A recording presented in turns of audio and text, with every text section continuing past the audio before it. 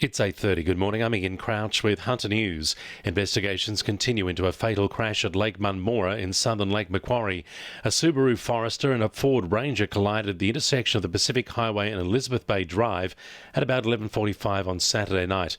Senior Constable Jamie Wallace says one person died at the scene. Police have been told the Subaru veered from the roadway and rolled after the crash before hitting the pylon of a nearby footbridge. The Subaru driver, a 25-year-old man, died at the scene.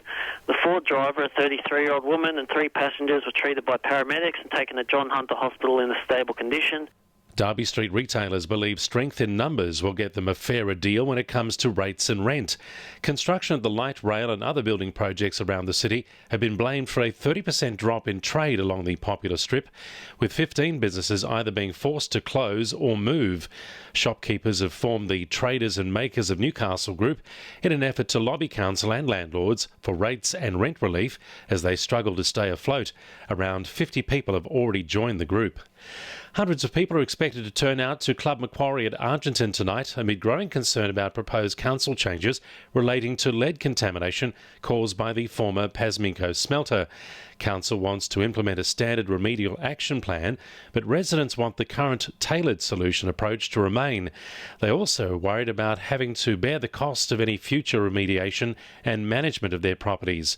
Jim Sullivan from the Bullaroo Residents Action Group has told NBN News they plan to join forces with other Hunter residents being impacted by land pollution. Our next door neighbours at Williamtown are now suffering the same sort of issues, and we're going to come together on this. Tonight's meeting starts at 6:30.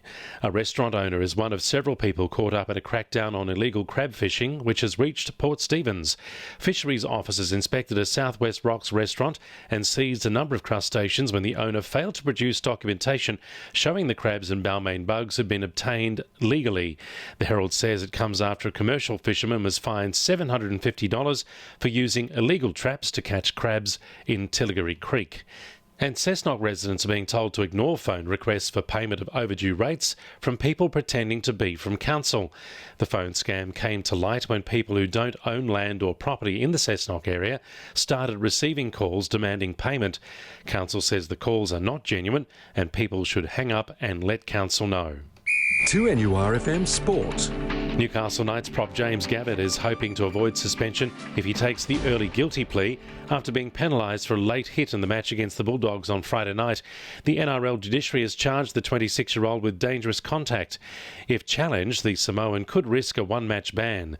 And with only 8 games remaining, Knights coach Nathan Brown says he needs all his players to recover from the 2014 loss to Canterbury. Yeah, it'd be good, get Kalen back, and I think Barney's suspension's done. He gets to come back too, which will obviously add a bit more stability to the team, and both those guys have a big impact for us. The Maitland Magpies have been named as the toughest side to beat by Charlestown coach David Tanchevsky after the Blues' 3-0 loss at Cook Square Park yesterday. The Magpies have won 5 and drawn 1 of their past 6 games, leaving them 5 points off leaders Edgeworth. And hockey player Matthew Brown has led the Maitland Rams to victory after defeating Souths 5-1 in the Hunter Coast Premier Hockey League. Maitland is now equal third on the ladder with Wests.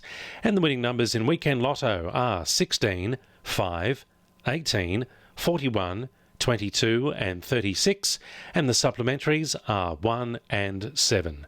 2NURFM News Time, 26 to 9.